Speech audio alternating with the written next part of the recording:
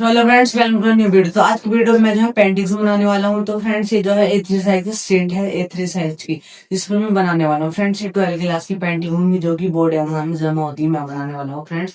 तो मैं इन्हें काफी ज्यादा इजी बनाऊंगा, आप भी बना सकते हैं अगर आपको बोर्ड एग्जाम है। तो फ्रेंड्स आप वीडियो में लास्ट तक बने मैं आपको फुल डिटेल्स में बताऊंगा कैसे बनानी है, वही बताऊंगा। काफी ज्यादा ईजी है, काफी सिंपल सी पेंटिंग है। तो फ्रेंड्स आई बनाते हैं, जब तक आप टाइम लैप्स देखिए। तो भाई अपने पास ये सीट है जिस पर मैं बनाने वाला हूँ, एंड फ्रेंड्स ये A3 साइज की सीट है जिस पर मैं बनाने वाला हूँ। तो फ्रेंड्स ये देख सकते हैं काफी ज्यादा बढ़िया है फ्रेंड्स, ये देख सकते हैं। तो इस पर बनाने वाला हूँ मैं, आइए बनाते हैं, आप टाइम लैप्स देखिए।